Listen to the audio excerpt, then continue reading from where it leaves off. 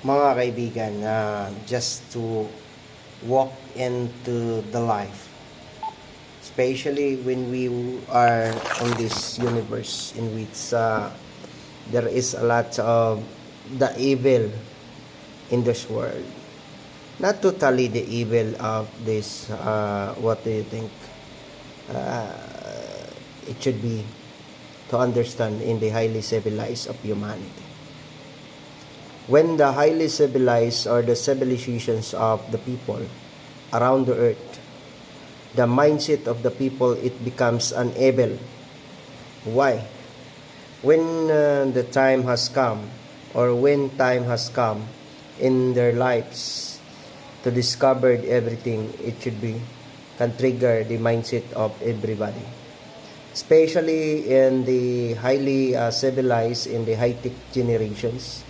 There is a lot of people, the one who eager in their lives to be happy, to be more progressive, to be more popular, to be more the wealthiest one. So that's why there is more evolus mindset of the people in the highly civilized of the humanity around the earth. So if you want to work within the tools of the government, as to belong the tools of the government, mga kaibigan, in around the world, in what the Lord was created us. So it should be, there is a beginning and there is an ending of life. And there is an ending of this world. Even though we don't have enough an evidence about that. But we have one, or we have only one who created us, only the creators of the universe. If we want to work and move forward, and there is no hesitations through the work of everybody, especially when we are implementing the rules and regulations in order to enforce the law fairly and wonderfully towards the equal protections, and there is no favoritisms among us. It should be read the Bible says in the Ecclesiastes chapter 3 verse 1 to 8, that they say there is a lot of things that need to be understood on this universe. There are only one creator in different races and different universe, the highly civilized humanity of this universe.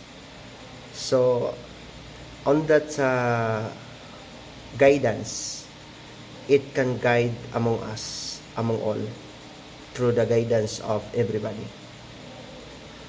So just work and very strong and implementing the rules and regulations in the protocols of the law. And there is no favoritisms, and there is no hiding us for in order to favor everyone because you are the relatives, you are the friendship, or anything of us. It must be to understand what was the law say and the God. So work for it in order to protect the good reputations of our name. That the good reputations of our name is one of the most very important in their life. It is the most valuable than the silver and the gold. It should be to read in that, mga kaibigan, in the Proverbs chapter 22 verse 1.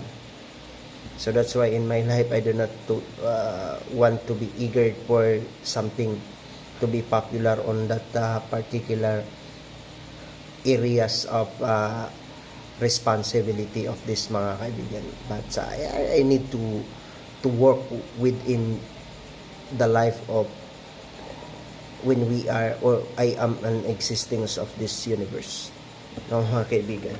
So that's why do not touch my principle and protocols of the law in the divine law creations and the divine putting law on this universe. That I would respect an individual rights that would be promoted in the Philippine Constitution, which is the most important to us to understand, that the fundamental laws of the land is the most powerful law and the biggest strength and the power among all the laws was created by the land.